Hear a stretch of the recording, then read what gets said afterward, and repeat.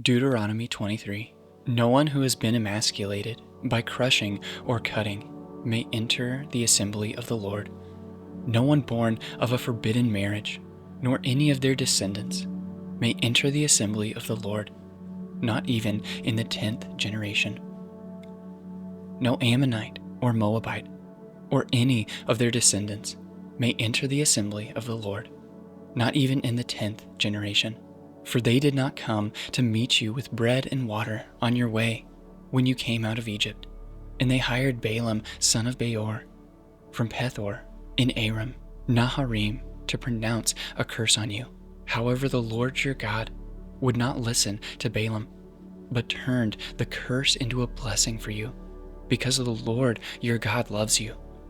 Do not seek a treaty of friendship with them as long as you live. Do not despise an Edomite, for the Edomites are related to you. Do not despise an Egyptian, because you resided as foreigners in their country. The 3rd generation of children born to them may enter the assembly of the Lord. When you are encamped against your enemies, keep away from everything impure. If one of your men is unclean because of a nocturnal emission, he is to go outside the camp and stay there. But as evening approaches, he is to wash himself, and at sunset he may return to the camp. Designate a place outside the camp where you can go to relieve yourself. As part of your equipment, have something to dig with, and when you relieve yourself, dig a hole and cover up your excrement. For the Lord your God moves about in your camp to protect you and deliver your enemies to you.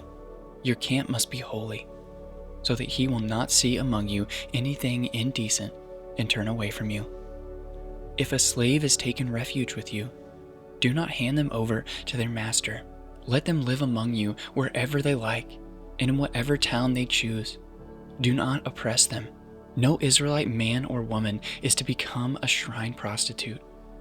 You must not bring the earnings of a female prostitute or a male prostitute into the house of the Lord your God to pay any vow, because the Lord your God detests them both.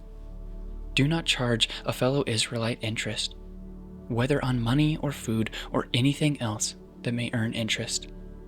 You may charge a foreigner interest, but not a fellow Israelite, so that the Lord your God may bless you in everything you put your hand to in the land you are entering to possess.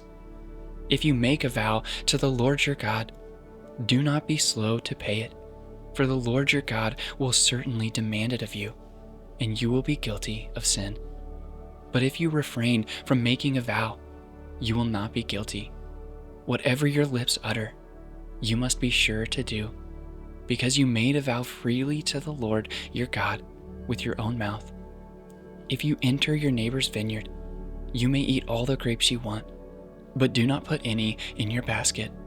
If you enter your neighbor's grain field, you may pick kernels with your hand, but you must not put a sickle to their standing grain.